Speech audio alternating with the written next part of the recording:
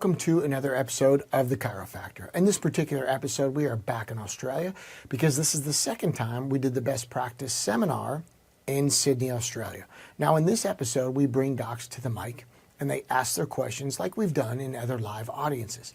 I should tell you, we have a new seminar coming up in Atlanta.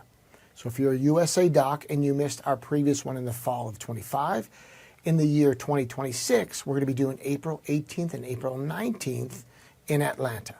And as we do these live seminars called The Best Practice, we will also host this Chiro-Factor podcast with the studio audience. And in this particular episode you're going to listen to, we have Australian docs come to the mic. And the first thing we do is we have them share something that they appreciate.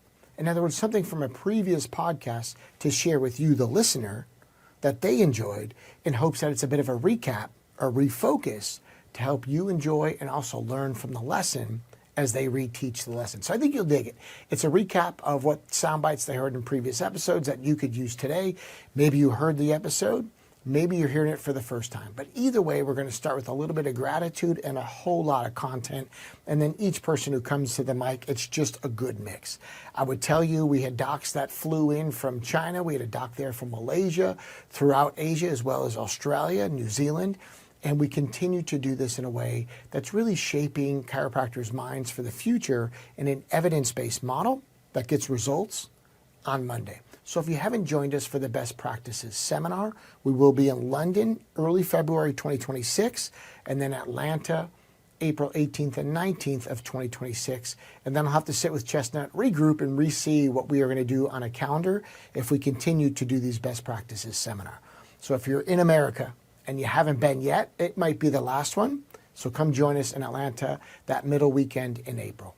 And like always, it is fun to sit here and share space and time with Chestnut. I always take notes even as I listen, and I'm a co-teacher with him.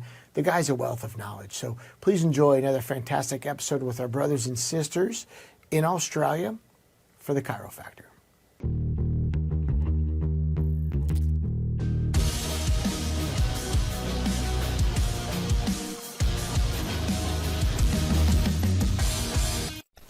Hey docs, welcome. Hey everybody, welcome to another episode of the Chiro-Factor. We are sitting here in Sydney, Australia. We've got a lively crowd. Let's hear it from the audience.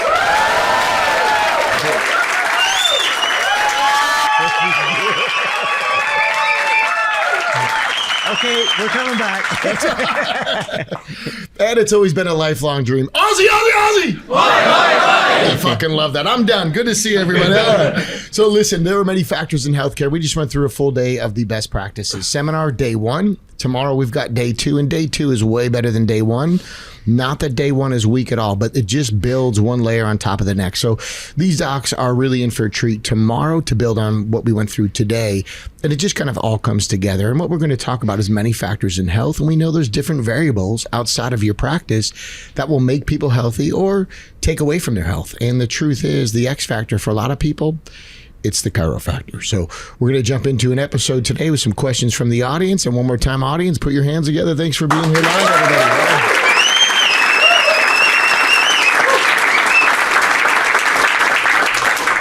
All right, and our first question's from Matthew Doyle. We've known Matthew for years.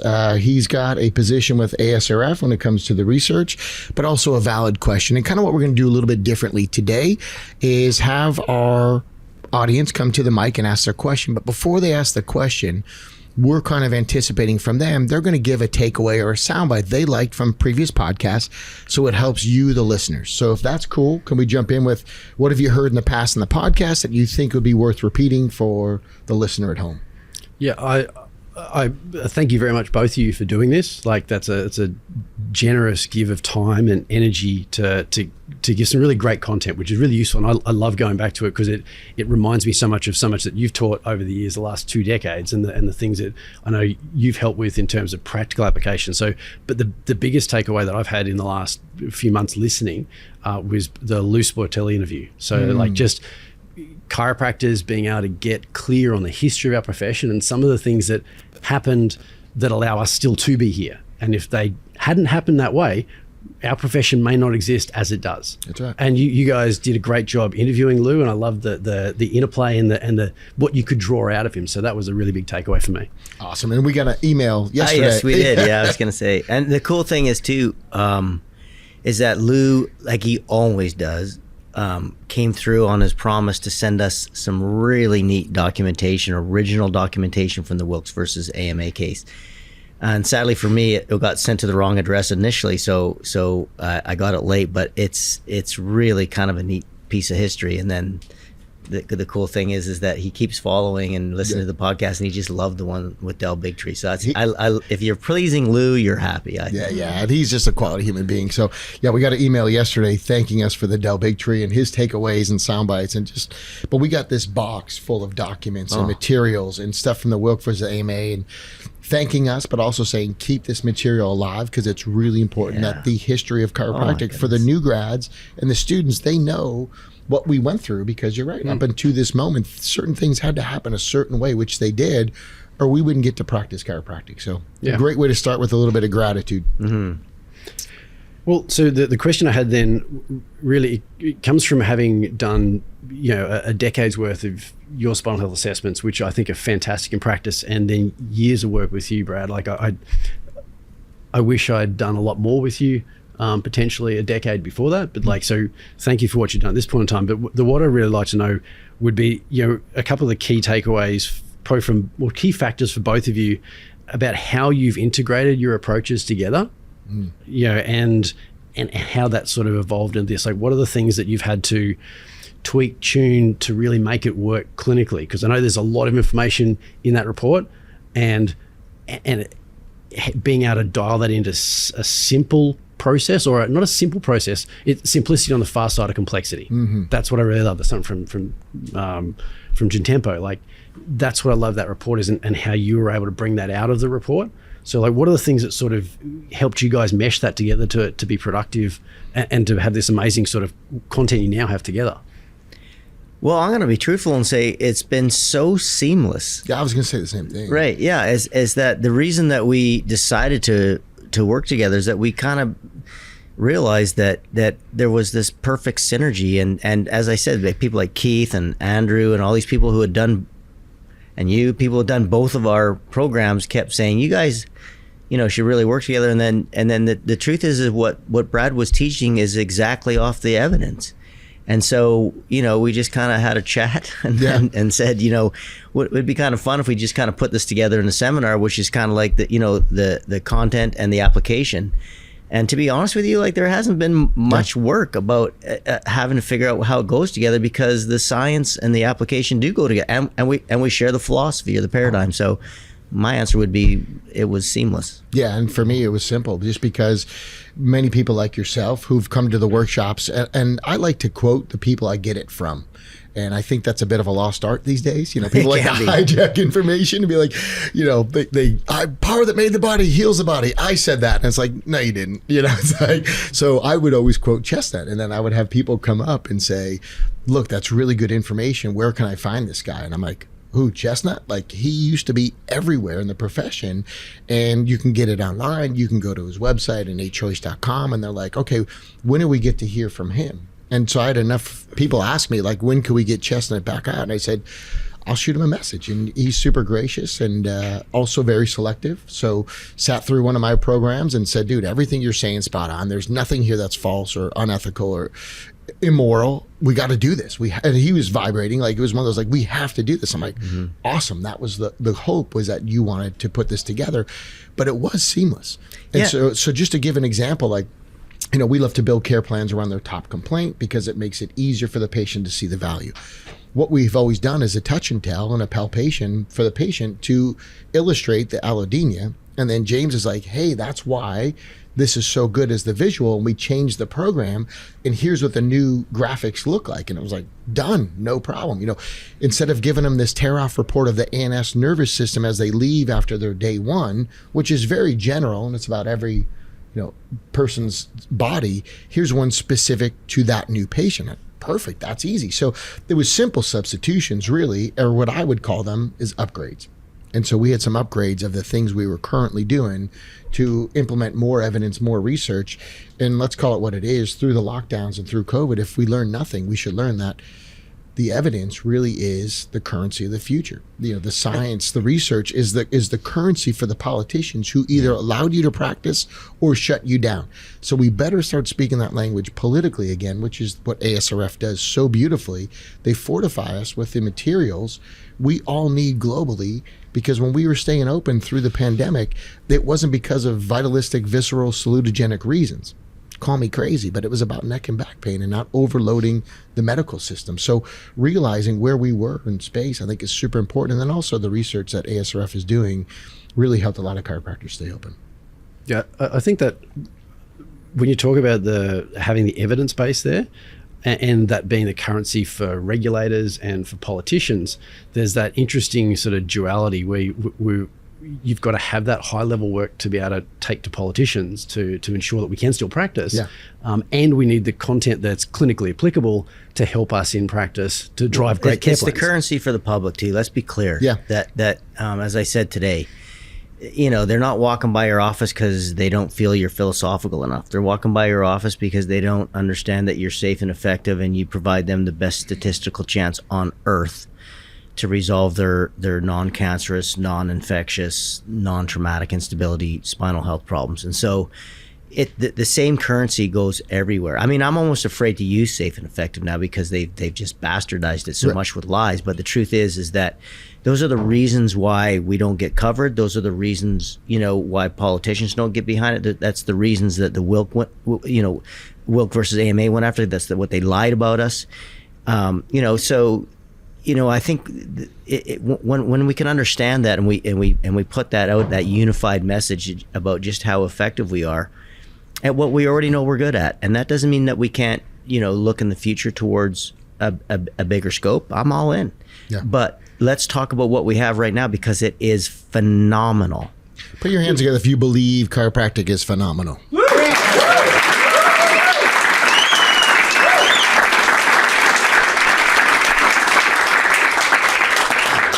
Before we get you off the mic here, you're part of ASRF. What kind of projects are you working on? What things should docs in the profession know about? Because a lot of people listen to this podcast who are kind of on an island. They're not in the U.S. They're not around, a population of other chiropractors. They're one of 12 chiropractors in a country. We had someone come to a seminar recently. So what kind of things would you like them to know globally ASRF is working on? Yeah, it's awesome. So ASRF has existed for 48 years now. And it's driven at looking at understanding vertebral subluxation and researching it and educating communities, practitioners, politicians around that topic. So that's where, there's been more than $3 million worth of funding, over 280 projects. We've got more than 100 publications in the last 2 decades with a subluxation focus. So the key part is that we're driving the research agenda forwards focused on subluxation. So, and we're a membership-driven association. So like for the cost of an adjustment a month, you can help fund that. You get 10 new members into that funds the start of Jenna Duer's PhD process looking at chiropractic care in infants. So like there's some real-world changes that can come with just it's $67 a month. It's a tiny amount that comes into that makes a really big difference. And that's one of the things we're really passionate about is providing good value back for membership as well. So it's not just you put money in that we can then help direct towards with a clinical advisory panel from both Australia and internationally that goes through each of those proposals to see, is this something that's clinically relevant? Is it useful? So it goes through that lens as a practitioner and then goes to the research committee. As well as doing that process, we provide a whole bunch of value for members where there's done for slide decks for socials, for Instagram, for Facebook that are really useful. There's a whole bunch of CPD stuff in there. There's posters and things you can print out. There's just a heap of really relevant, congruent chiropractic material there that comes along with that membership too. So that's the love. And just for the listeners who don't know, ASRF stands for Australian Spinal Research Foundation, but it's not Australian, it's global, because the research speaks the language of every politician, and truth is people benefit from this around the globe. Where can docs go to find out more information or support the group and join? Yeah, you can look up the Australian Spinal Research Foundation, jump on the website. It's easy to get on there, spinalresearch.com.au. And if you've got questions, there's information, get off that and contact us. We'd love you have people as members and supporting it. Awesome. And you're in a role as leadership. Where are you in the leadership at ASRF? So I'm on the research committee. Cool. So running that aspect of it. Love it. So if you guys wouldn't mind, put your hands together for Dr. Matthew Doyle. Yeah.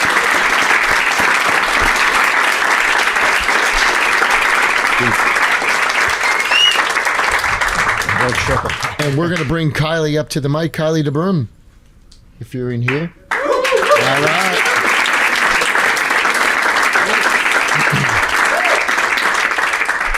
And then just on ASRF too, you know, some of the material they provide, it's helping chiropractors all over the place. So as far as what do they do for the babies, what is the medicine, and asking the questions, we know that's a bit rhetorical, right? Like we're not going to get those direct answers because that's kind of how they drive the process. So doing something as far as a research project for babies, for infants, literally for people without voices, I think is a very noble thing to do. I do too, and there's not much else of it going on anywhere else. So that's right. that deserves a lot of credit. Absolutely. Kylie, welcome to the mic. Thank you. You just got engaged. Put your hands together. Yep. She's a swimming hazard. Stay away from bodies of water. You're going right to the bottom with that thing. Yep. She's off the market. Where's Ben? Where's Ben? Dead man walking. Oh, so sorry. No. Congratulations. That's what I meant. All right. Put your hands together for Kylie one more time. Nice job. You got it, kid. Thank you for having me. Let's do this. Do you have something that you like from a previous podcast you would share? Probably from I think it was your latest podcast where you were talking about workshops, and what you talked about is how to just start shifting the paradigm of what people's belief systems are. And by doing that, just telling them the consequences of being in the medical model, consequences of being on drugs, and then slowly leading them in the direction towards natural health. So then you're there as an option, but rather than you giving them the answer, they're already coming to the conclusion before you even get to you being there to help them. Love it. So I think that's a great and look, when it comes to workshops, if you do it correctly, you're an asset, not a solicitor. So if you're an asset, you're giving information, you're giving them content, you're giving them things they can use immediately. And you're not giving away your power when you do that, but you empower them to take control of their health. And ultimately, their health is their responsibility. So if you do the workshops right, you're teaching, you're giving, from doing the workshops, part of it is like, give them apps that they can use. Have them download things on their phone, like give to them. You want them engaged in the process. And then at the end, when you give them an opportunity to come in, it's not a solicitation. You've been helping them all along, but the next step logically would be, let's take a deeper dive. Let's not do general health. Let's do your health. And so what's really cool about that is just understanding there is a bit of a dance. There's an art to doing it, but giving is the way to get. And if you can give content, give info, and literally at my workshops, I'll say, pull out your phone, download this app. And there's free apps. Like one of the apps that people love is called Stand Up. They can download it and it like dings every 20 minutes to stand up. Like you could use a freaking timer to do that. But people are like, oh my God, I love that app. I'm like, I don't know why. I don't even question it. I just recommend it. If people dig it and it's healthy, I'll recommend it. And what's really cool about that is you get them engaged in the process. And as a result, you become an authority. James and I talk about this frequently, being a cultural authority. As you give, you're showing your prominence in natural health care, and it just leads them to the next step, which is I should come in and take a closer look at my health individually, personally. So I think that's huge. Love it. Awesome. Okay, what is your question? My question is, how should chiropractors respond when a GP or medical doctor advises a patient not to return because chiro isn't safe or effective? And how do we use evidence and communication to stop that misinformation from costing patient Are you outcomes? trying to steal my job? My job's to fire him up. What are you doing, Kylie? He's like, look, he's over there turning red. And this is not an outside podcast, so we're not getting sunburned. Could you maybe reread parts of that question? Because I just see his eye twitching over there. So basically, if a GP says don't go back to a chiropractor. Yeah, and in particular, the people that are getting fantastic outcomes already, and then the GP then says, don't go back. And they might come back in, but then they're like, please don't touch my neck. Yeah. And you're like, but you know. Fuck off.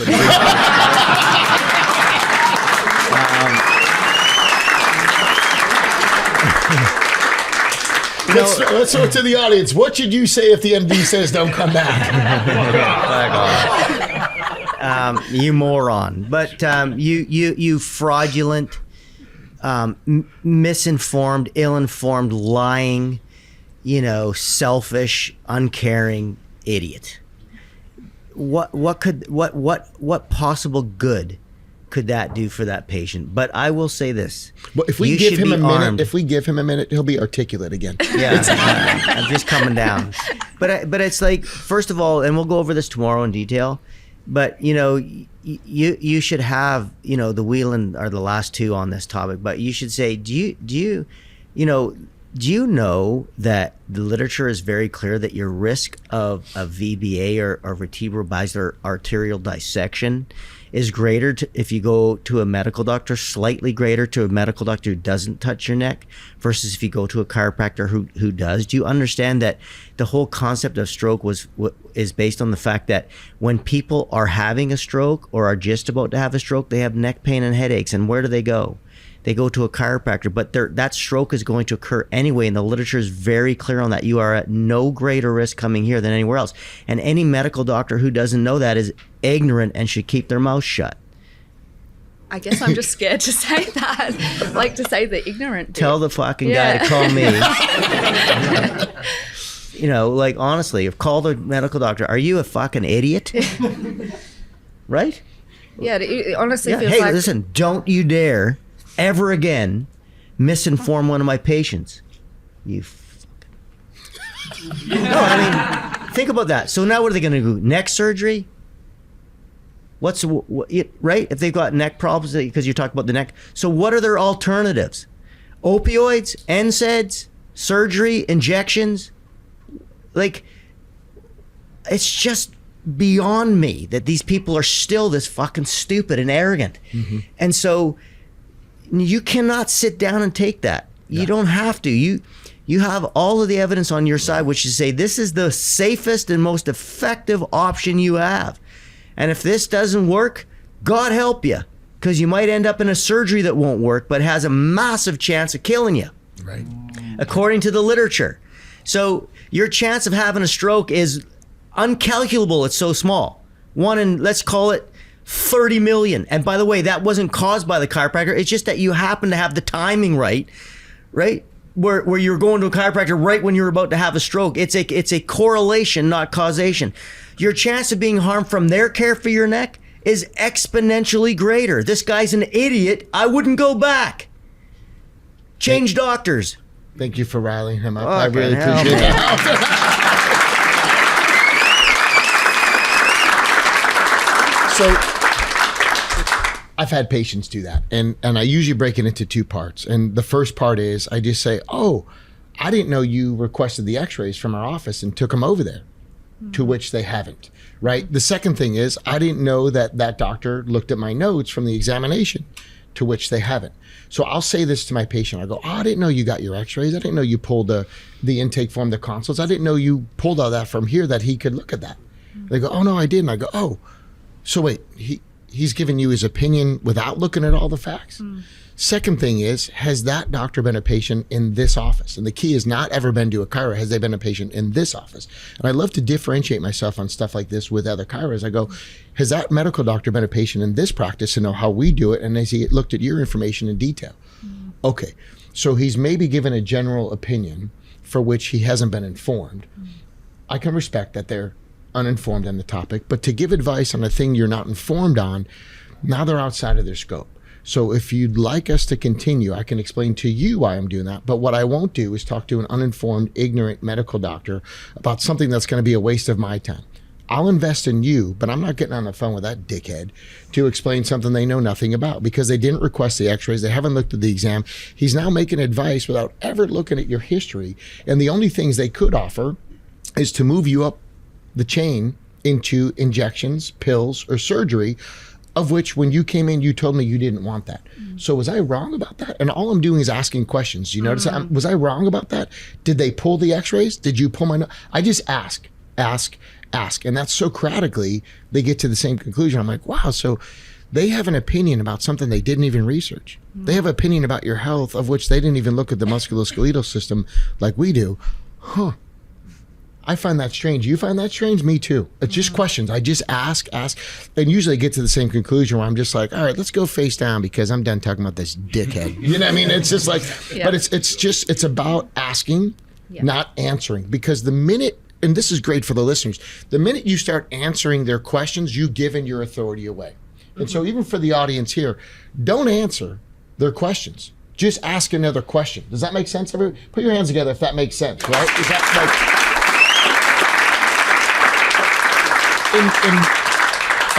what I've learned is authority is taken, it's rarely given. Does that make sense? So they're not going to give you the authority, but by asking the questions, you reposition yourself as the person who actually knows the answers. And if you can point out their ignorance, not requesting the x-rays, not looking at your notes, not going through the consultation examination, not knowing what the care plan, what did they think of your care plan? Oh, we didn't get to that part. Oh, so he's against it, but doesn't even know the plan. Huh. How do they know so much without ever having any information? Was he a mind reader? Did you read your palm? Like, what the fuck is this? You know what I mean? And it's just like, I act thoroughly confused, and it kind of comes naturally to me because I was a confused child. But, as a chiropractor, I have total fucking clarity. They're dickheads, and I will not take their shit because really it's just about Socratically convincing your patient. I'm never going to do that with the MD because it's a waste of my fucking time. And the problem is I'll probably throat punch him. However, if I can ask questions of my patient and I can say that person, that's what I want. But some of the stuff you're going to go through tomorrow with the opioids in the chiropractic care, can we talk about that real quick? Well, and I'll also show them the evidence of the fact that it's clear chiropractic doesn't cause stroke. So please have those studies, which I'll show you tomorrow, right? And I've also got a research review on the exact topic of safety, which you can just get it. But you can have these studies ready. Don't whip them out and talk about them unless you get asked. But when you get asked, just go, well, that's misinformation. Here is the data that proves that that's not true. Clearly they haven't read it. They're ignorant. They're giving you an opinion that is not evidence-based. But listen, there's the evidence that says that's not true. I'm going to suggest one thing to go with that. And I'm kind of getting excited because what I do is I'll say, can I give this to you on your next visit?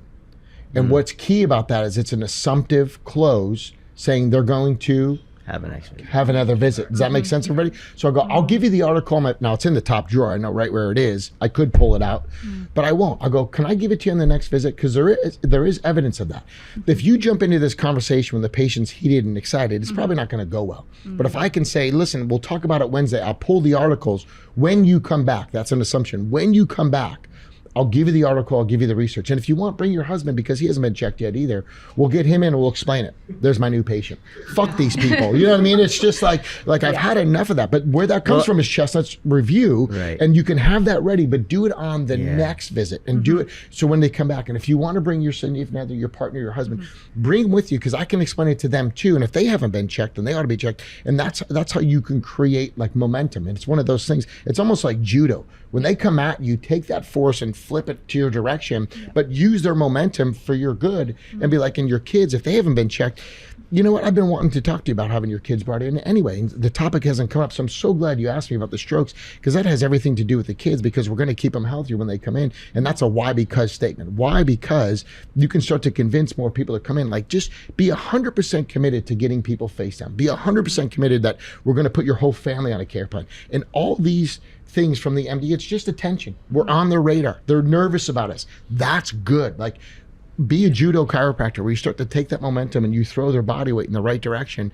They bring in their husband. You put the Chestnut article down on the review. Where do people go to get to the? They just go to innatechoice.com and order the research reviews. There's one specifically on safety. There's one bundle on safety. But one thing I would say about that is that I have enormous empathy for that patient and respect because they came to talk to you. Yeah. They didn't phone and cancel.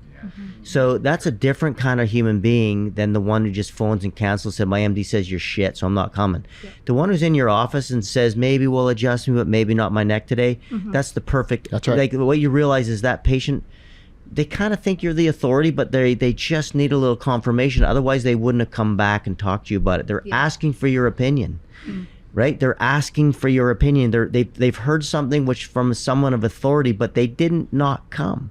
they showed up. So Huge. that's really huge. And so it's like, I'm never mad at the patient. I get That's right. pissed off at the MD, but I'm never mad at the patient. I'm very confident and, decisive.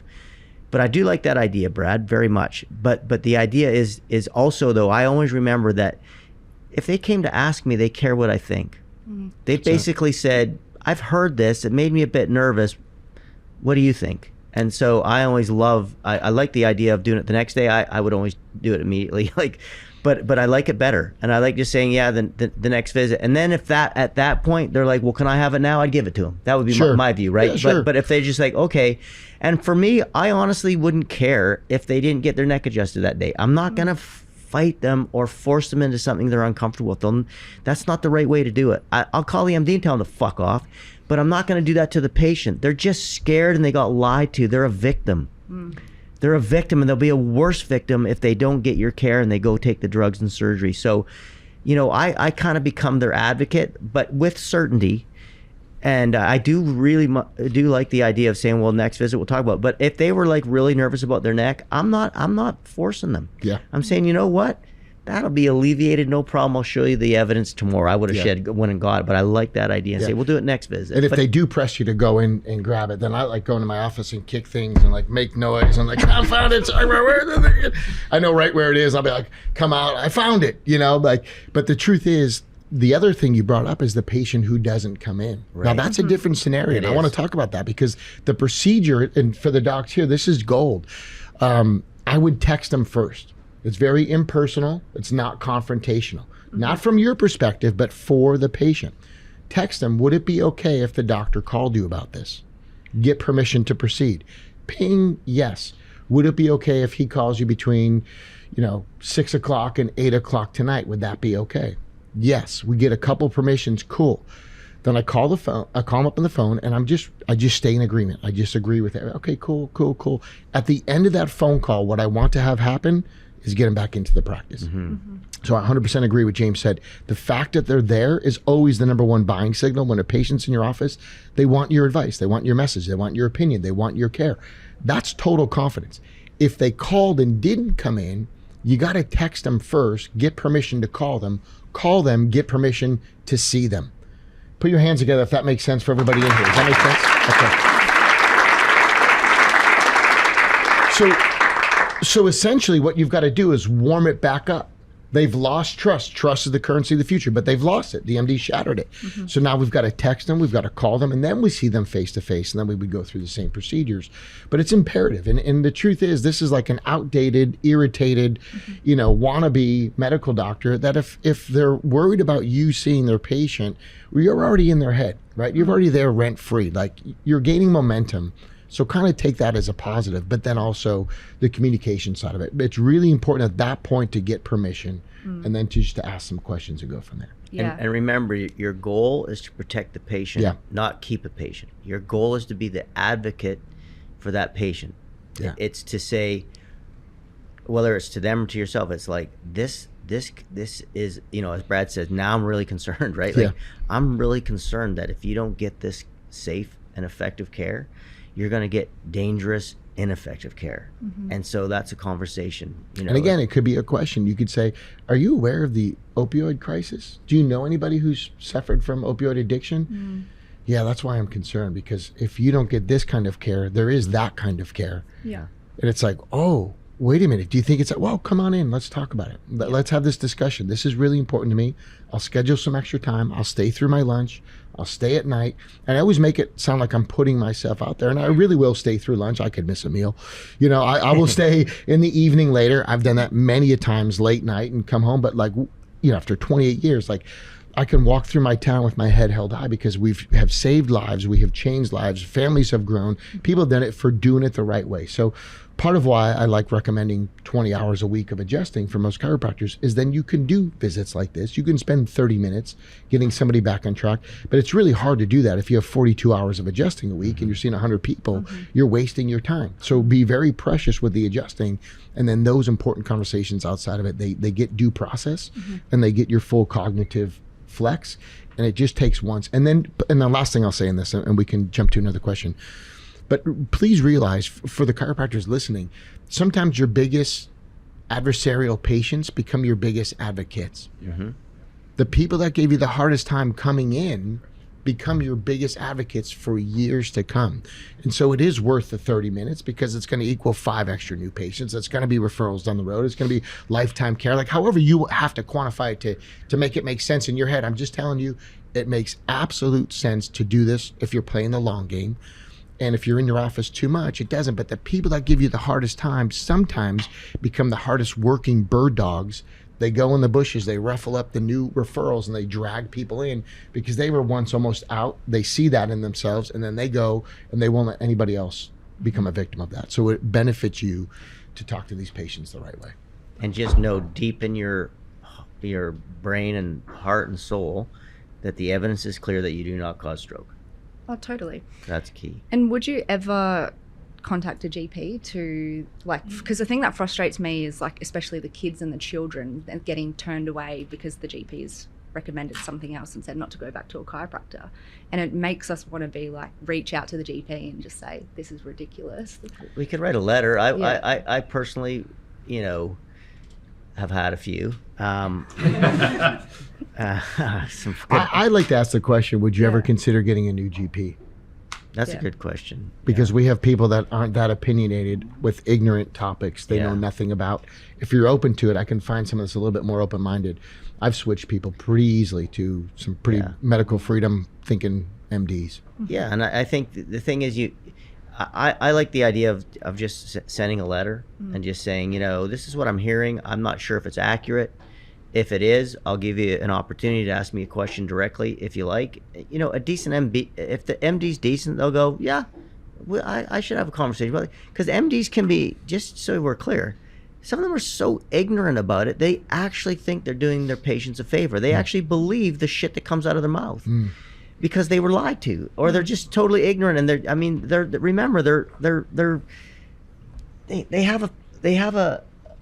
they've been psychop. They have a personality disorder. They literally believe that they're godlike. No, I'm not kidding you. Like, think about it for a second.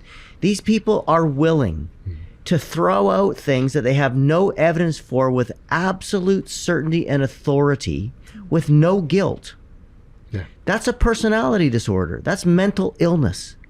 And it's because they've been convinced on purpose and trained to believe in themselves and against everything else with such fervor that they will never question the system they're in, because if they do, it falls apart.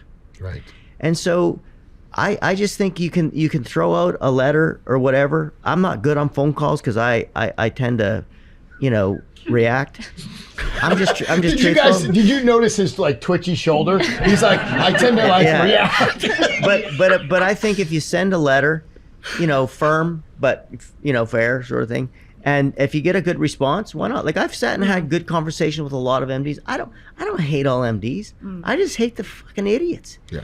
And the rude, arrogant, harmful ones. And sadly, there's a lot of them. But I if somebody's willing to listen, I'm always willing to explain. Yeah. I just think professionally, it's a hard start if they're telling people not to let you see them. Yeah. That's a tough one for me. Yeah. And look, I've got MDs that refer to my practice. Exactly. What we do is we tell them what we're specialists in, and most of them can remember 3 things. So if it's car crashes and whiplash, if it's carpal tunnel to avoid the surgery, like, I give them the symptom and I give them a reason why we're better than the alternative, they'll refer to us. We have MDs that do refer to us, but it's been through conversations. It hasn't started with don't go in there. Right. I've never really saved that MD relationship, but to your point, it's about saving the patient. It is, and honestly, like, this is why I get riled up, right? Because as soon as you say that to me, I envision the literature I read on the consequences of that choice. Yeah. Right? Like, I when I'm reading about 500% disability, and I'm reading about hospitalizations from NSAIDs, and I'm reading about this stuff and the injections and the suffering that takes place, like, I always put a face to it when I'm reading these papers. It's very personal for me. Yeah. And so it just matters so much that these people, And I don't make false claims about chiropractic. I'm not telling them to avoid something else because I want to be the hero. I would never do that. Right. I want what's in the best interest for the patient. But, it is an enormous tragedy for these people if they get the wrong care. It just is. Yeah. What was the statistic in Australia specifically about hospitalizations today? Well, the one that I talked about today was that 25% of all hospitalizations are from chronic illness and 90% of deaths. In Australia specifically. In Australia specifically, which is mirrored all over the world, 100%. The stuff that just came out on the CDC website, 90% of deaths chronic illness, right? It's, yeah. And if you look at the Hunt study in Annals of Family Medicine, I believe it is in 2012, and they're basically saying properly prescribed drugs are the fourth leading cause of death. We have this drug cascade that's ridiculous. The MDs are rewarded for, getting numbers below where that were normal just a few years ago. I mean, the entire system is a nightmare, and especially, by the way, for spinal health, for back pain, neck pain, and headaches. It's a disaster, and untreated back problems lead to depression. Just understand this. When you're in chronic pain and you don't feel like you can get better, depression is really anxiety about the past, right? Anxiety is depression about your future. Anxiety is looking ahead and saying, my hope is terrible. I don't see a good future for myself. Well, that's what chronic pain does to people. They're like, I don't know if I'll ever be out of pain. Sometimes they're not sure they'll ever be out of emotional pain. Sometimes they're not sure they'll ever be out of physical pain. But it's such an enormous. It's not just the back pain. It's what chronic back pain does to the rest of your life. Mm-hmm. And so, we know that the other stuff doesn't work. It has no statistical chance to work. Right. And when you see enough people come in your office, unfortunately, that have already gone that route for 20 years or 30 years or 40 years. If you don't sometimes just fucking have to go in the back room and weep, you don't have a heart. Yeah. I've dropped to a knee, man. Yeah. And when you see these people, what they've gone through, and they've had 3 surgeries, and they can't visit with their grandkids, and they're, like they have to sit and sleep in an easy chair because they can't go to bed. I mean, I don't know what else you need, but that for me it gets me. Yeah, and I think a lot of people see the tough side of you, but they don't see that side. And the side is it's coming from heart.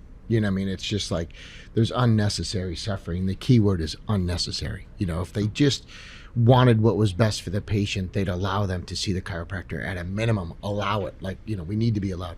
But more importantly, refer them directly. And it happens. I mean, we have some MDs that do it, but there's a majority that don't. And the truth is we've got to be better communicators to pull it back around. And so for that reason, you gave me a great opportunity to rile him up today. I totally appreciate that. One more time, everybody. She's off the market. Hey, congrats.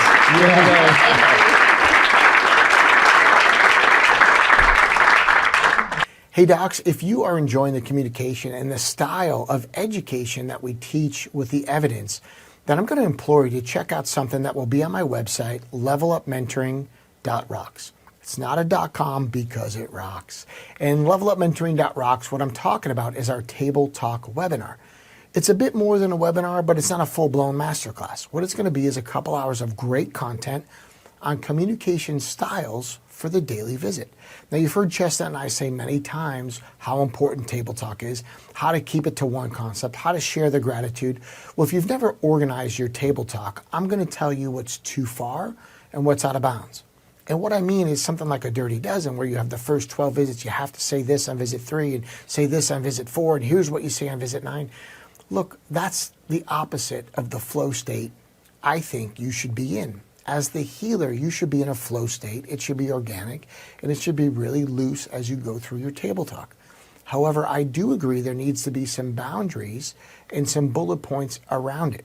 Now, if you're so structured that you have to remember a thing to say or a script to say at each numbered visit, then you're in your head, you're analytical, and it's the opposite of you being in that flow state where you drop in, become one with the patient, and really start to work with the body from a healer's perspective. And if you're in your analytical mind and you're working out of that left brain, because you remember that this is visit 7, you got to say the visit 7 script, you've missed the purpose of what true vitalistic table talk can be in a salutogenic model. So what I'm going to do is throw down what I usually do every year, but it's been a couple of years, in a webinar format.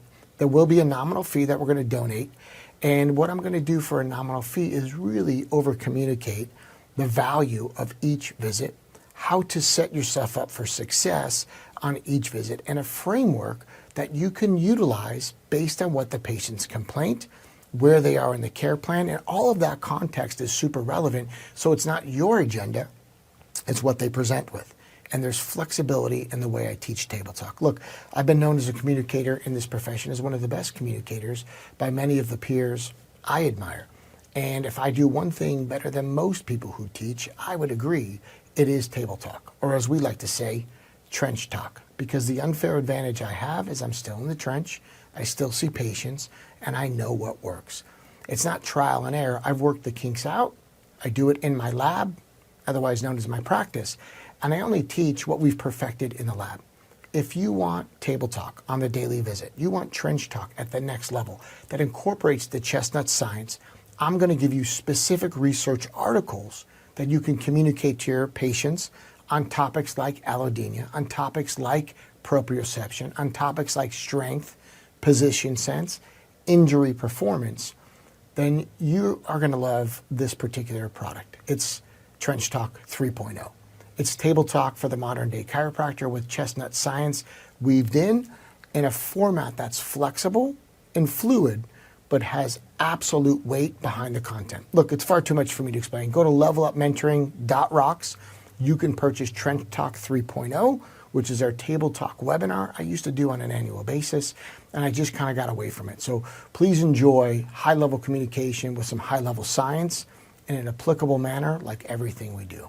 Now let's get back to an amazing podcast, because I was loving the vibe of this audience and this crowd, and I know you will too. Damien LaRue. Okay. Damien LaRue? Yeah. All right, put your hands together, Damien. Oh. How you doing? Good. Rugby, man. Gotta like them. Yes. Damien, you practice where? In Hong Kong. Where's that? About 9 hours from here. Yeah. Right on. So not Australia. Yes, exactly. Come closer to the mic. Sorry. So you practice in Hong Kong. Where'd you go to school? AECC in over in the England. UK. Yeah. Okay, cool. They've got a strong chiropractic program. Yeah. 13 years ago, they didn't. Yeah, they did, like actively told you when you were saying about the different sheets for the different, like you have to have this to treat the neck, then to adjust this, to do the shoulder, to do the elbow. yeah. And that's in like student clinic. You'd be in there, they'd be like, my knee hurts. You're like, no, it doesn't. No, it doesn't. You know, my elbow hurts. I'm not doing that fucking form. I'm not doing it, man. So have you been listening to the podcast? Yes, all of them actually. Awesome. On an island in Hong Kong, I would imagine you stay plugged in that way. It does feel like an island when you like saying dipping in.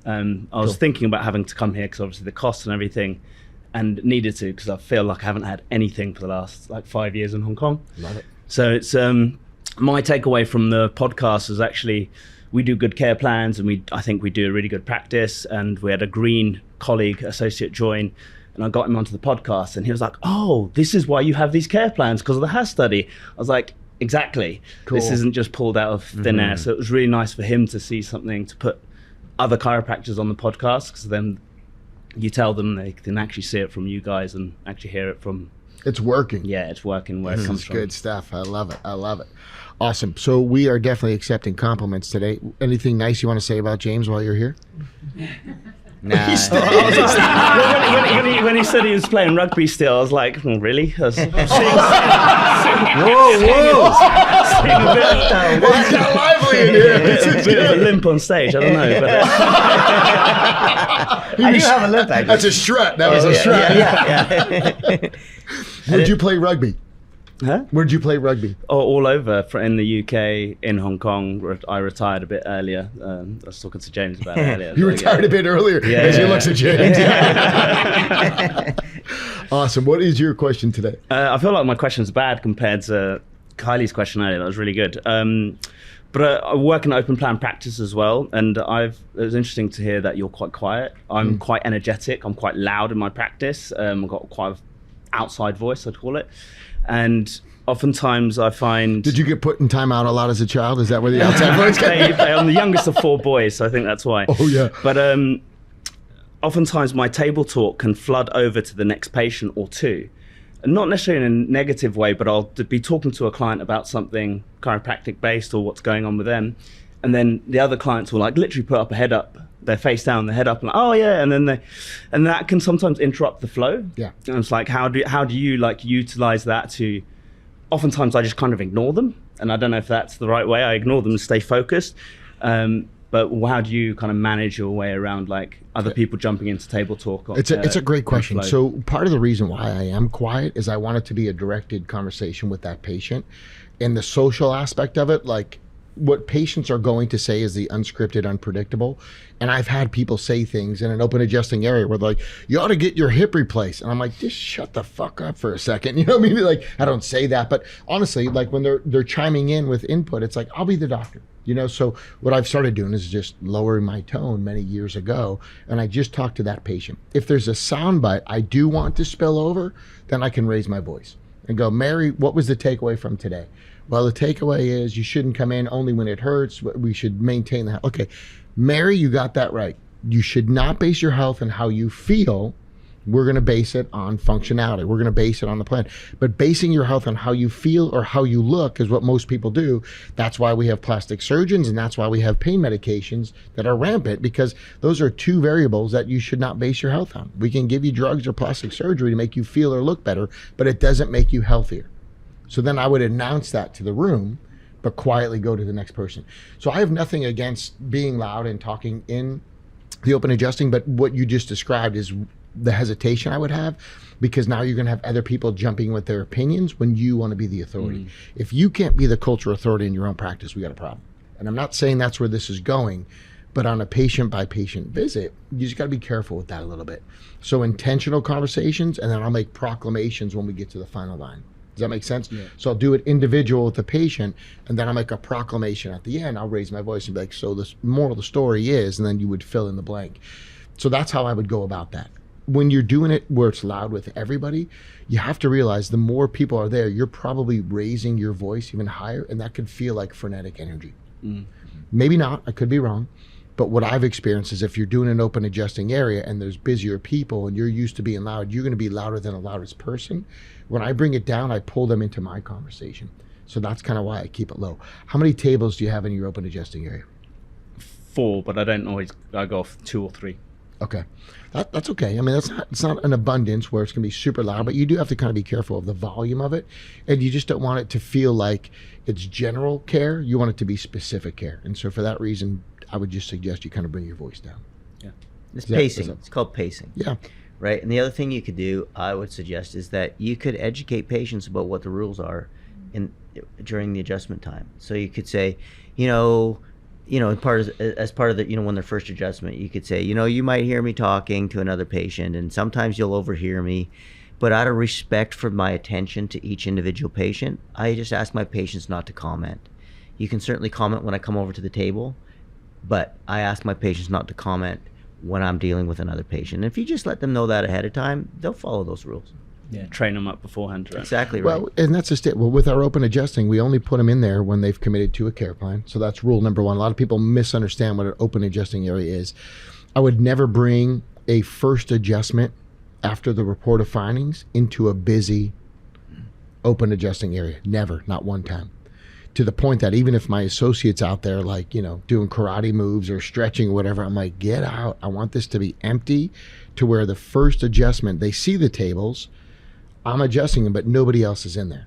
And then the next time they come back, my team would explain the rules like, hey, no comments, no cell phones, face down, all the things we kind of discussed today. That's totally appropriate after they've committed to a plan, including things like, please, if I'm talking to one patient, let me be the doctor. And it's basically just a checklist, and you can make what you want. What's really big in my office in Southern California is cell phones. And I always tell parents, if you don't feel like parenting today, just let me know. I can take the cell phone away from your child, but they need to go face down and relax. They just 5 minutes, 2 minutes. get off the phone and go face down. And if you don't want to parent, I'm just going to remove the phone from you. Are you cool with that? Okay, great. No problem. And it's playful, but the idea is basically no cell phones. Not one time, not ever. And if the adults are on the phone, I'll just go, it looks like you need to relax a little bit. And I'll put the phone down. It's like, but whatever the rules are for you, do that. Yeah, we have a no phones in the adjustatorium as well. I call them Yeah. addiction devices as opposed to phones. And then, but they do it initially. You teach them, and then they go back to it. Like 2 months into care, they're back on. They get super comfortable. But look, for the couple minutes that you're going to be there, it's just like, don't. And we even put it in our terms of acceptance, like no pets in the office. Someone's like, it's an anxiety dog. Like, you won't need it when you get adjusted. I've had, people in there that like the dog's growling and looking at the kids, and I'm like, hey, get that mutt out of here. Like the people are more important to me than your pet. And the truth is, it's just whatever the rules you want to be. Does that make sense? We had somebody that was super allergic to dogs, and they came in and had an attack in the office. And so it's whatever you want it to be, but it's got to work for you. You're the doc. It's your house. You make the rules. And then you have to have some courage, because an unenforced rule is a lack of courage, and then it begins to slip, and then you've got no office culture. So you have to enforce the rules. Yeah. Anything else? Any other questions? And I think that's good. Yeah. What has been like the biggest takeaway from the podcast for you or your team? Oh, the podcast. I was going to say for today, what I've been experiencing a lot is you're the stimulus, their physiology is the response, and it's a lot of the times where people aren't getting the response because they're chronically inflamed, and we have to have that conversation as well to get their house in order for them to get good results, not just the adjustment. And here's the thing about that. It's like, look, there's many variables when it comes to their health, but what's super important is to understand you got to trust the process, right? And too many people want to jump right to the outcome. Like, they want to get to the outcome. They want to feel better. They want to have no pain. You get them into the process of your practice. This is why we did 36 visits. This is why we did 24 visits. You're on visit 7. I didn't think you're better. So always respect the process, right? However you've laid that out in your practice, you, your team, your associates, everybody's got to respect the process, not the outcome. And too many times they want to jump right to the outcome, and that's the patient driving the care, not the doctor driving the care. Does that make sense? Yeah, cool. Awesome. Let's put your hands together for Damien. Thanks for coming down from Hong Kong. Appreciate it, buddy. Hey, docs, real quick soundbite. We've had some questions of the best way to put people on a care plan. And that answer has always been the elements of closing workshop, the day 1, day 2 to start them on a plan. All my products and services on the Level Up Mentoring site are a la carte. But lately, I've been taking some one-on-one calls to do more coaching with docs on an individual basis. And if you're curious, you have questions, you want to know about what coaching we offer, just shoot me a message on Instagram, Dr. Glow DC. If you shoot me a message on Dr. Glow DC, I can message you back and see if we have a product or service that would fit your needs, or if you qualify for the coaching that I do. Please shoot me a message if you're interested in growing not only your practice, but most importantly, your profits. And the reason I say grow your profits as the most important is because money gives you options. Hong Kong. That's cool. Yeah, I like that. I like that.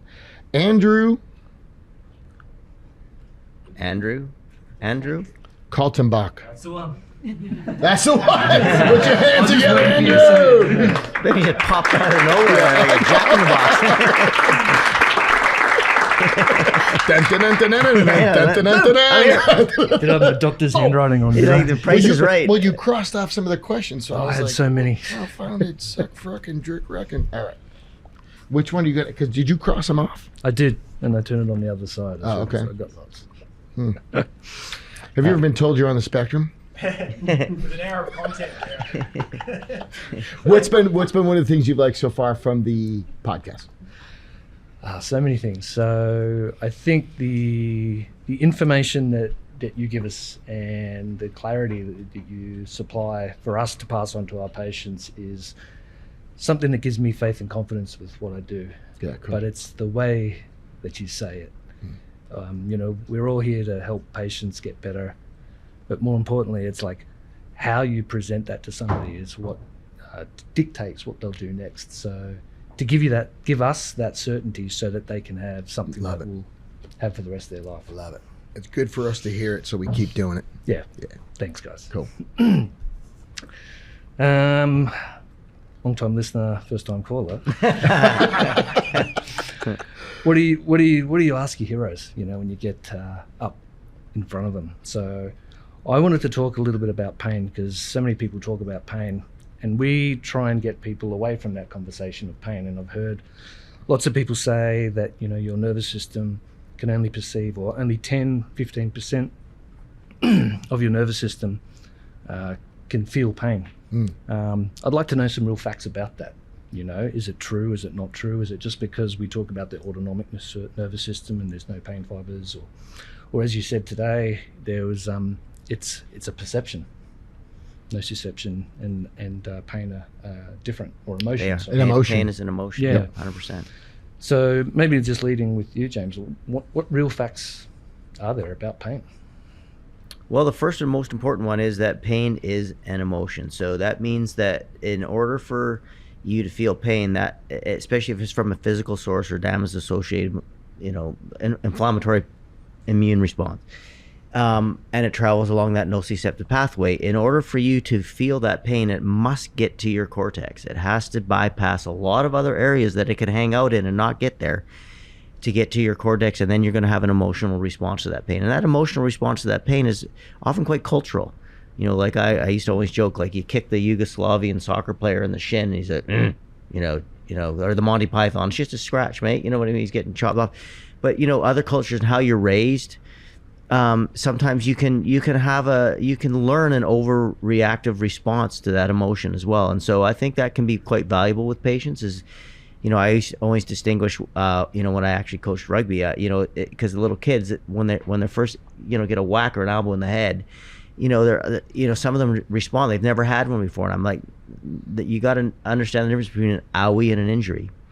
And so, I always like to tell patients, like, listen, the pain that you may feel as we start to adjust you, as you getting better, as you increase your activity, that's not hurting you. That's owie. That's not injury, right? And so, if you don't learn to live with some discomfort and work your way through it, you'll never get to the other side, because between where you are now and where you need to be is going to be some discomfort. That's factual for most people, right? Is they're going to do that, and so yeah, I just think, you know, I always say to people, well, when you go to the dentist and you have tooth pain, have you ever had tooth pain? I haven't actually. Open your mouth, let me see. But most patients have, right? Yeah. And I say, so when you go to the dentist, do you get a painkiller? I'm like, no. I go, oh, do you get a pain injection? And they go, no. I go, what happens when you go to the dentist? You have tooth pain. How long is the conversation about pain? Do they ask you if it's what scale it is? Is it out of 10? Do you have to fill out a visual analog scale for pain or anything like that? And they're like, no. And I go, well, what does the dentist do? They go, well, they tell me to open my mouth so they can find the cause of it. I'm like, that's what we do. Sure. And that's what differentiates us, is that pain is a reality. It can be debilitating, but our job is to find the cause of it and correct it. And that's what makes us different here. Yeah. Love it. And it's also why you don't want to bring it up in day-to-day conversations, because that's all I think. Of course. Yeah, and if you keep asking about the pain, you almost indulge in the conversation. And unfortunately, it sends a message, you need to have pain to come here. And so people are like, well, where it hurts today is, and it's like, I didn't even ask. And usually those are patients that have come from other chiropractors. Where it hurts is on the right side, and it goes down to the thing. Let's go face down. You know, that's cool. Let's go face down. You know, it's like I almost don't engage in it, just like the dentist. Let me find it. Oh, you're right. There it is. Face down. You know, and so to me, I think it's about being the doctor and leading them through the process. But if they're only showing up for pain, it paints a really bad picture going forwards for your asymptomatic patients, because you're always going to be talking about pain. And unfortunately, then they want to describe it. They want to indulge in it. And I don't know what the science and research is on that, but I'm imagining if they're talking about their pain all the time, 100%. It's going to make it worse. Yeah, how's your pain today? What makes it worse? And it's just like, you could ask them, how much is your comfort improved? Like, it's just to change the conversation, right? Instead of asking.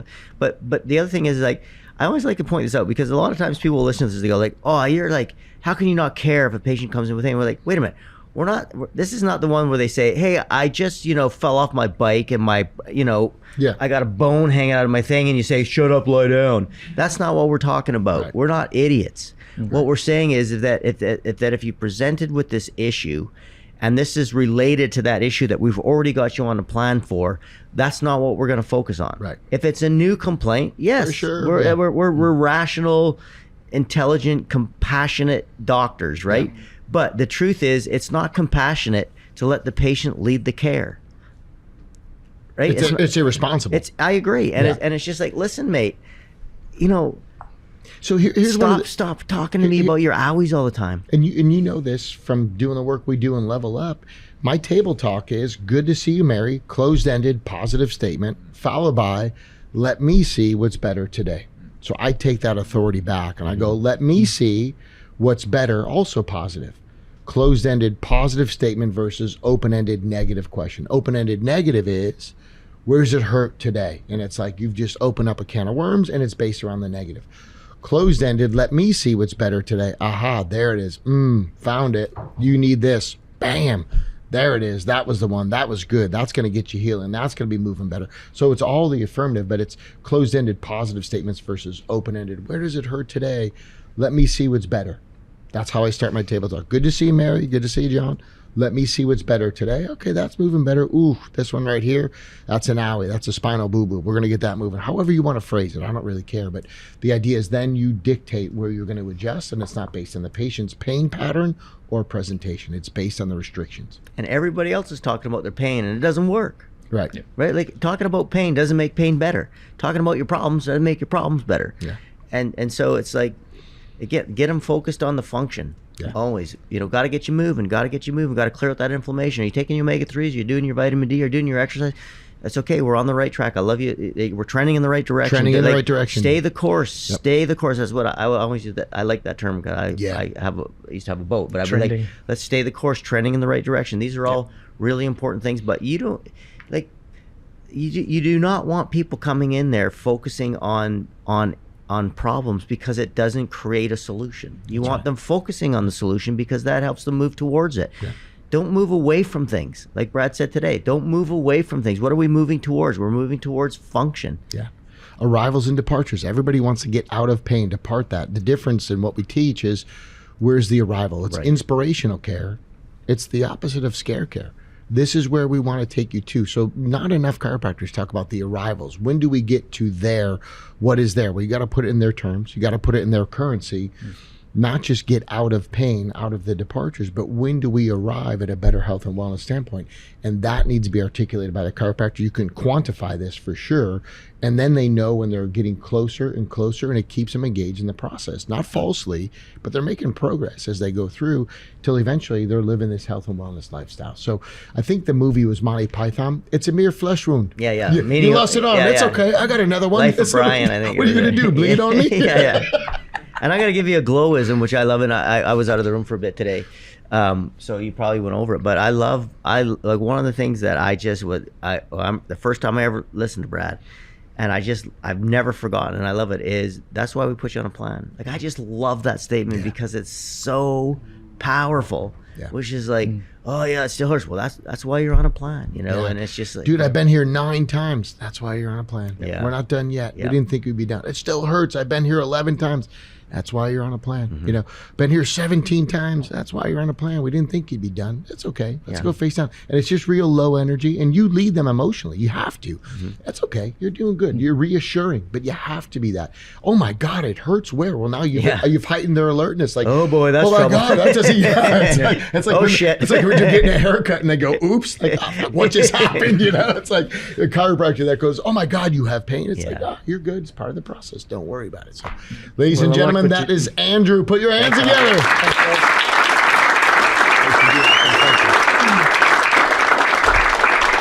We got time for a couple quick ones. Sophie Clegg, if you are here, Sophie. All right, put your hands together. I love how they just pop up. Right? Sophie, this is a long question. Short answer. It'll be a short answer. Okay, so the first part's the takeaway. I'll take your time on that one for sure. First one's your takeaway. Second part's your question. Cool. First of all, welcome to the mic. You are a student. What school do you go to? I just I graduate next week from NZCC. No way. Congratulations. Yeah.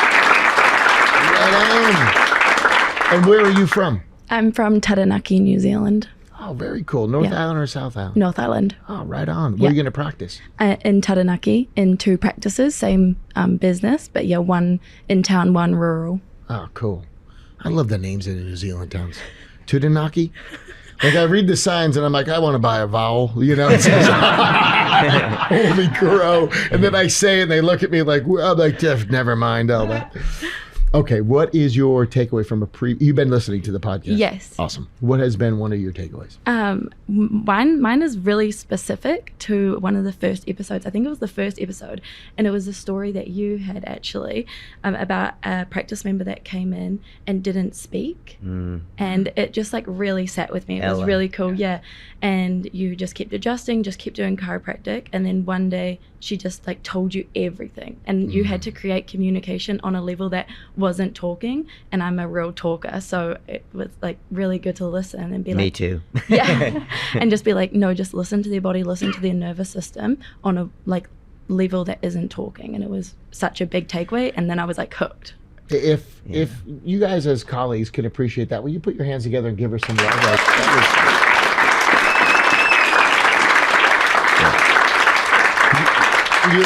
you're already going to be an amazing chiropractor. NZ has great philosophy, great science, but also to have that kind of compassion of like, I'm excited to listen to people. There's not a lot of people saying that in healthcare these days. They're excited to talk and share, but to listen and have that empathy. And again, just getting to hang out with this guy on a personal level, like, he is tough and he's rough around the edges for sure.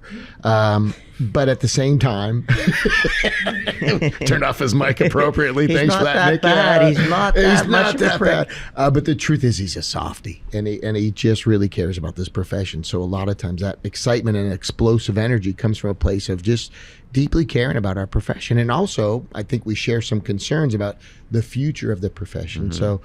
With that, we'll leave it to you, Sophie, to save our future and tell us how bright the future is going to be. What is your question? My question is, in the age of social media, and like I'm not in practice at the moment, I see a lot of social media, and just in my placement in the last 2 years, people come in and be like, are you going to put this thing around my neck and pull it? Are you going to crack me? Like, what are you going to do? Just like, what would you guys like to see in the future from my generation coming through? What do you want to see us posting on social media? What do you not want us to see posting on social media? Seen the ones where the guy like rips the guy off the table and he goes through the wall and stuff? Yeah. I just think those are, I'm sure with that I go, no, more like this style. You know, I'm just kidding. But anyway, you want to address that first, Brad? You want me to? No, go for it. Yeah. So I've said this to chiropractors for a long time. You know, be professional about what you post. Like if you don't throw an x-ray up and go, hey, what do you think of this? And then on social media, there's 90 different diagnoses from chiropractors and 90 different ways. Oh, you got to do this. You got to. I'm like, be professional. Don't post anything on there of you giving care to somebody. That's personal. That's not, you know, and if you have their permission, yes, of course. But otherwise, no. And if you are going to post something on social media about adjusting somebody, let's not make it something that's so far out there that it's going to, you know, be cognizant of the fact that you're representing chiropractic when you do that. Like, I'll say Brad is very good. He'll adjust an athlete on there or whatever, but it's never cringy. It's always like, oh, that's cool. You know, like it's very sort of, you know, representative of what a regular chiropractic visit would be. Now, I'm not saying, you know, you do what you want to do, but I think we could grow up a little bit in terms of what we post for sure, and mature a little bit. And I think that you know, when we do that, we'll be better off, because I always say, don't build a straw man for somebody else to destroy. So if we're putting that kind of stuff out there, I just don't think it helps us. So and again, if you're addressing somebody who's seen that, I think that's just a wonderful opportunity for you to say, oh, you know, that's not really representative. Let me kind of explain. Like, that's you know, have you seen the funny ones where they're ripping, you know what I mean? Whatever. Yeah. But it's a great way just to make light of it and just go, you know what? Like, that's the one time you might want to put your hand, you know, listen, you know, no, that's not what goes on here. Would you like to observe me? Maybe adjust somebody, or, you know, there's a lot of ways around that. But I do agree with you totally. And I've sort of been, you know, it's been one of my peeves for a long time is that I don't know why we feel this necessity sometimes as chiropractors to put stuff out there that has if it has the potential to do harm, don't post it. Right. Even if it has the potential to do good. If it has potential to do good or harm, don't post it. Right.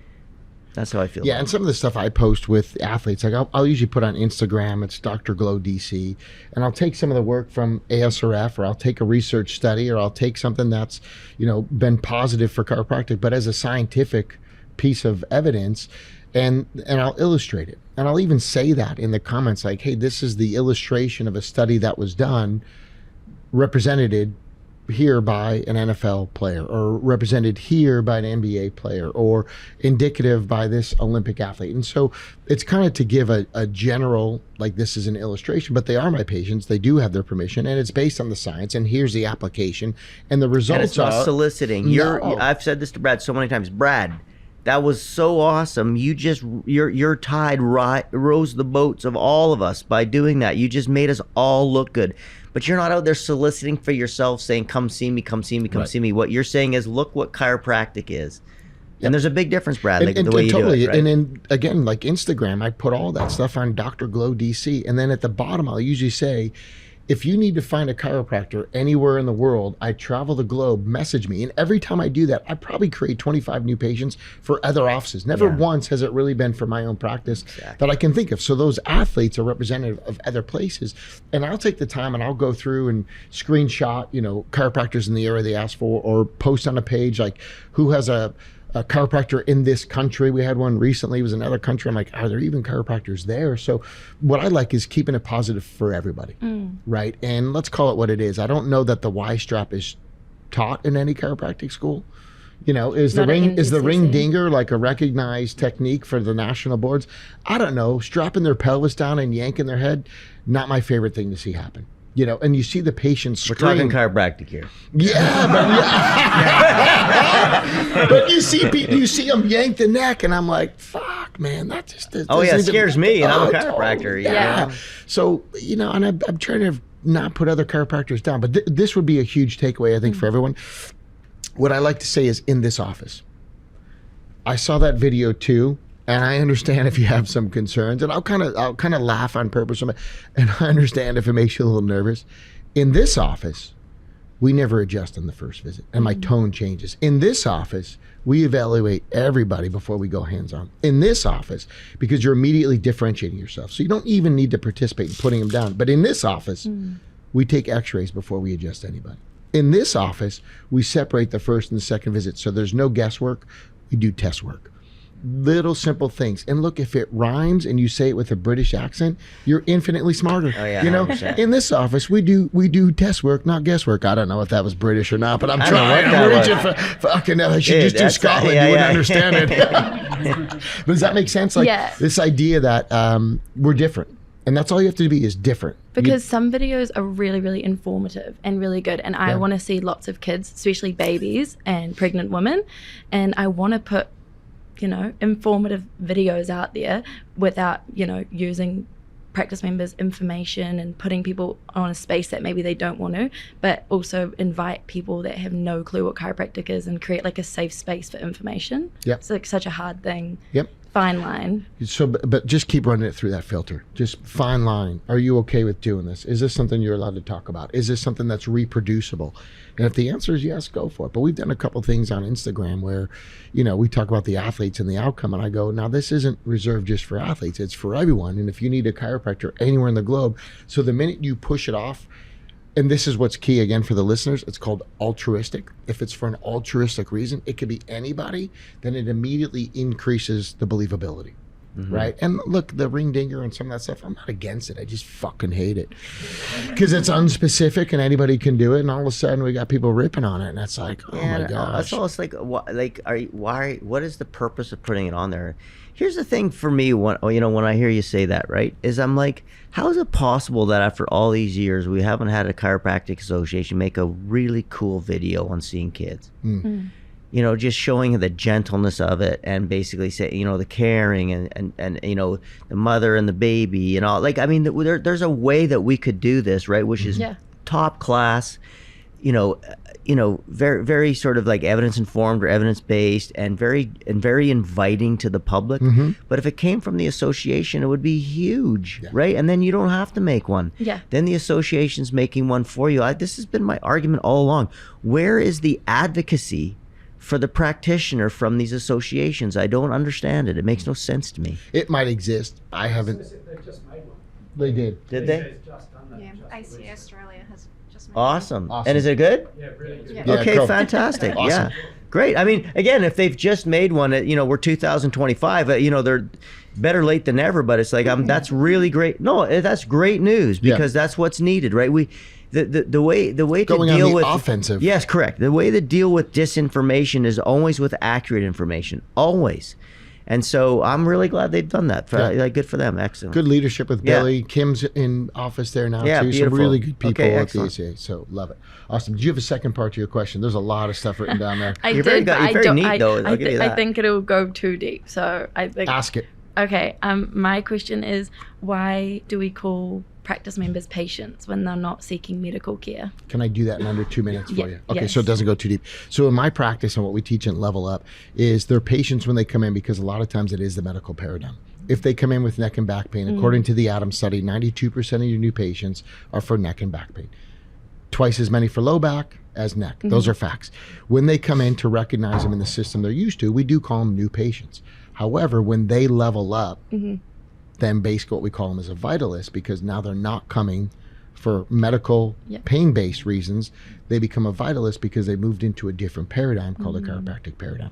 Does that make sense? So we have a different language for that, because language is part of culture. So we created a lexicon within our office, and then I teach that to other Level Up offices. And the reason it's Level Up is the patient can level up out of the allopathetic system and into a vitalistic system, which they're a vitalist. And so we even have patients who are like, am I a vitalist yet? I'm like, how do you know that term? Well, my husband came here first and he's a vitalist. Am I there yet? So it's almost like a badge system, and we gamify it, and they fucking love it. Cool. Was that a good quick Yeah, answer? really good. All right, put your hands together for the future chiropractor.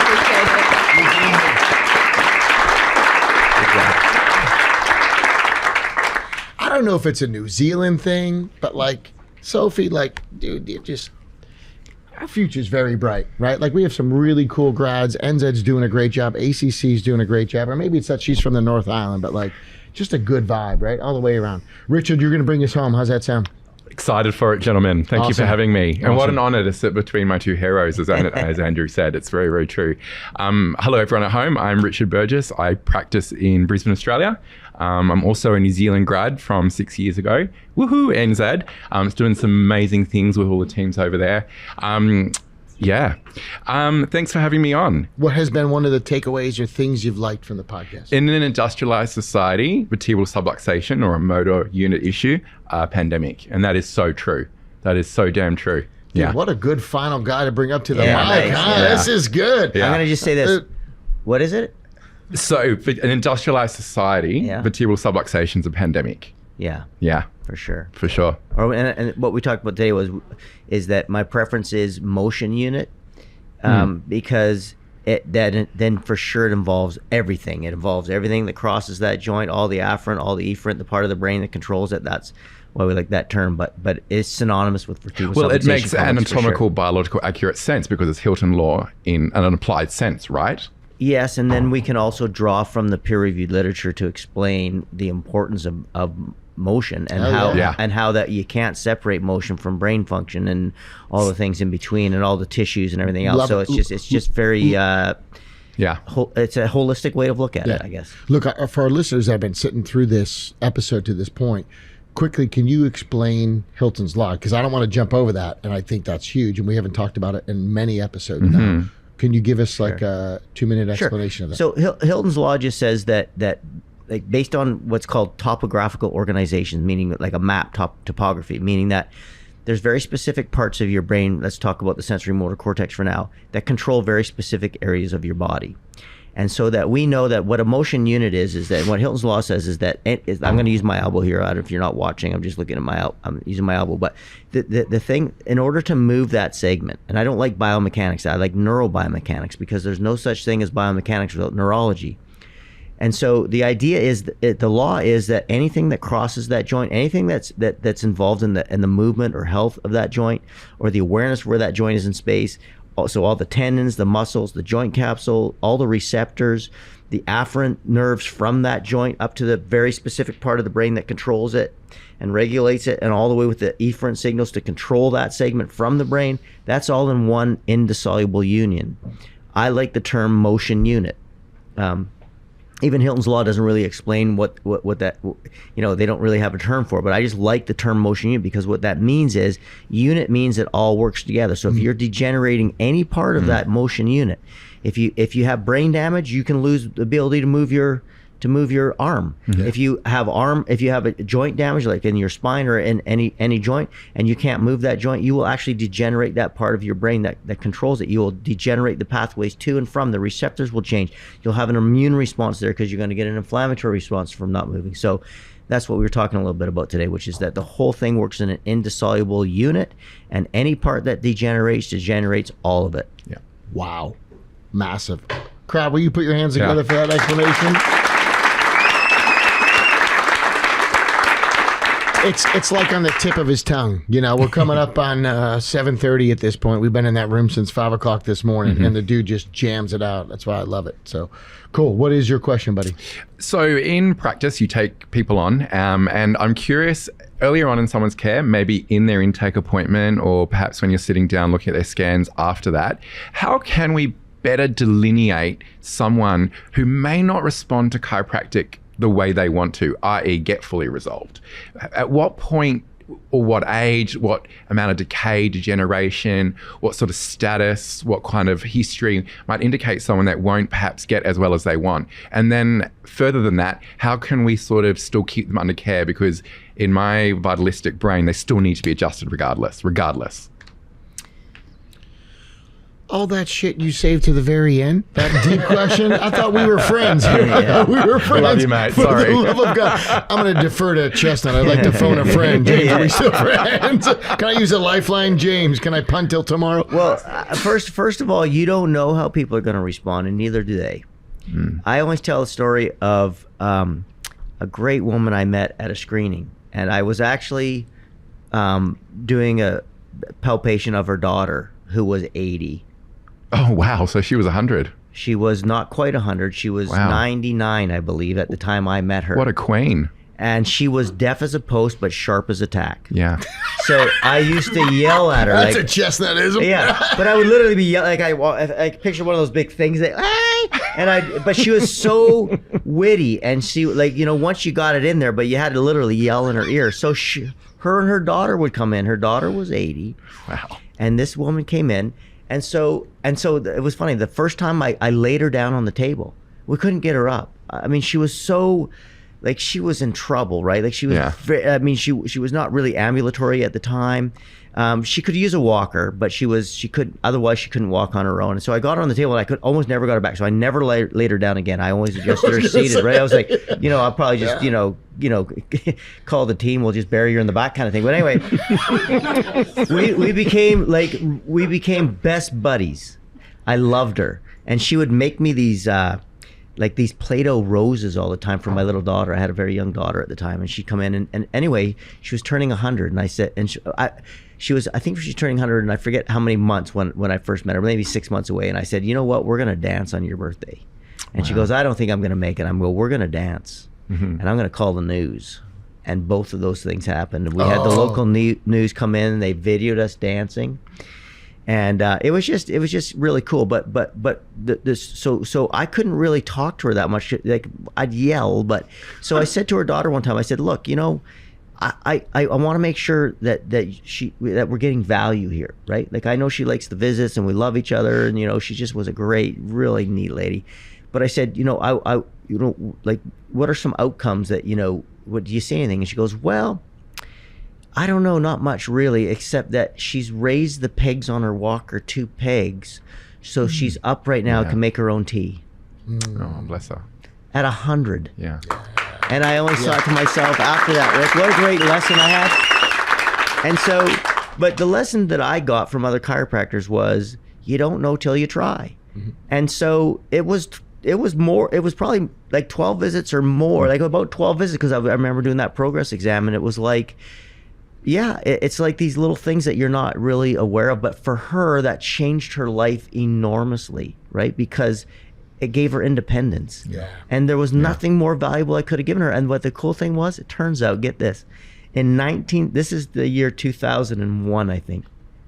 In 1965, her husband, who just happened to be a bone setter in London, England, right, died. So she moved to Canada to live out her last couple years in 1965. Wow. This was 2000. Yeah. Yeah. So it was just incredible. But she gave me a percussion hammer from her husband, who was a bone setter in London, England, in the 40s and 50s. That's cool. What a cool lady. Yeah. Anyway, Yeah. but what that lesson to me was, you don't know till you try. So don't predict anything. Okay. Just try and see. And then it's after 12, you're like, how we doing? And I mean, I think it's rare that you get 12 visits with somebody and there's not something that's better. That's right. Fair. Right? It might Fair. not all be better, but there's something that's better. And sometimes you got to dig for what's better. Yeah. I couldn't have figured that out on a visual analog scale. I couldn't have figured that out, for most things, but it was like, and again, it's very hard to communicate with her, but it's like her daughter's like, oh yeah, her walker's up too big. So anyway, that's how That's huge. I And I think too, when you look at some of this stuff, the mistakes chiropractors can make put them in a tough position sometimes. So this idea of how much by when, never put yourself in that spot. Yeah. Never say we'll get it better by Friday. By next week you should be feeling good. I see that a lot with young docs. Don't do that. You don't know. And the temptation of making a prediction is intoxicating. It's never accurate. You just don't know. So don't put a how much by when with your patient goals. And as you know, the pain isn't really why they're there. The pain interrupts something. Absolutely, a motivating effect. That's right. So what is that? What Yeah. is it that we need to fix? And that is really where the goal is, because even if they're getting closer to that, like I'd like to walk upright without a walker maybe in that situation. don't even think she conceived of the possibility, to be honest with you. No, that's cool. But the Yeah. fact that she's up 2 pegs I might have been know. it. So it isn't Incredible. the pain. It's that I want to Exactly. have my independence. Okay, that's Yeah. really why they're there. I want to be able to make my own tea. Okay, so you're not a burden to your family. So these are the real things that come out through care when it's done right. Yeah. And we do call that the motivating effect. And the idea is, what is it that they're really there for? And it is not pain. It's just that pain's been such a disruptor. It's been such an inconvenience. There's this thing on the other side of it. And that's the part chiropractors got to get better at. She was 100 and it hurt when she made her tea, but she could make it. Right. Like she wasn't pain free. Right. No. Not even close. I don't think she had the expectations, but her life was way better. That's it. And so even that, like, why base it around pain when we're trying to get them out of that? And it's like, you'll be pain free by Friday. Oh my gosh, you don't know if they'll ever be pain free. And why'd you put a deadline on it? Now you're just going to disappoint them. So, Right. And I've had people disappointed because they got better too soon. It's like, you said Friday, I got better Wednesday. You're still wrong. It's just like, don't do that to yourself. Then the reality is, have some compassion, because really there's an emotion they're buying. It is not pain free. Absolutely. And I think that's a good place to kind of close out this podcast session, because that is it in a nutshell. It's not pain. It's actually what is something that's of interest to them. What's an emotion that they'll gain from your care, and what can they increase as far as activities? We talk a lot about activities of daily living. That's a value driver. Value. What can they increase in their life that's a true currency to them? Yeah. Final thoughts, final questions, not that deep. There are some iconic couples in this world: Princess Diana, Prince Charles, Shaggy, and Scooby-Doo, and you two. Dumb and Dumber.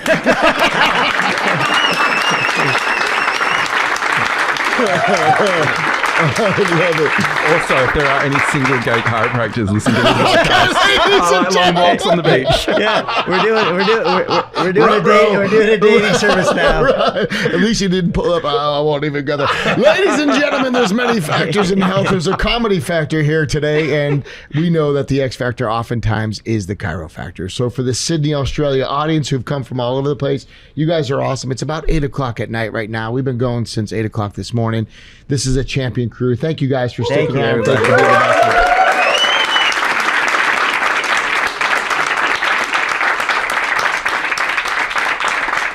And for James and myself, we know there's many factors in health, and the fact that you guys are listening, have things to share. It's an honor to get to do this podcast with you, my man. And for everybody that came to the mic, you guys definitely added value to the listeners. So it's kind of cool and collegial when we get to do that, right? That we can kind of show chiropractors the right way to practice and live, which is take care of your kind, and look after each other, and you are your brother's keeper. And I really feel like the more you can do to help other chiropractors out, the more we can work together, we can elevate this profession even further. So greatly appreciate it. It's been an awesome day one. We got day 2 tomorrow of best practices. And as always, coming to Australia, it's nothing but fun. Aussie, Aussie, Aussie! Oi! Hey, docs, thanks for joining us for another episode of the Chiro-Factor. We are going to be doing one seminar in London, February 6th and 7th in the UK, and we are going to finish the year of 2.0 version on the best practices seminar in Atlanta, Georgia. The Atlanta, Georgia seminar date is April 18th and 19th. It is a Saturday, Sunday in Atlanta. And I would tell you, if you haven't been as an American doc or a Canadian doc, make a point in getting there. It might be the last one that we do before we change the content and the curriculum, but I would be horrified if we did too many changes, because the content and the results docs get from the best practices seminar, it's life-changing. It's been amazing. And the information just dovetails together without any effort from Chestnut and myself. So April 18, 19, Saturday, Sunday in Atlanta, Georgia. If you're an American doc, get there. Could be the last one of this variety, and I'll do my best to keep that on the calendar. But Chestnut and I are talking about our next project. So please don't miss out on a great opportunity to get this content in its original format, the OG best practices. We'll hopefully see you in Atlanta. Level Up Mentoring. Rocks.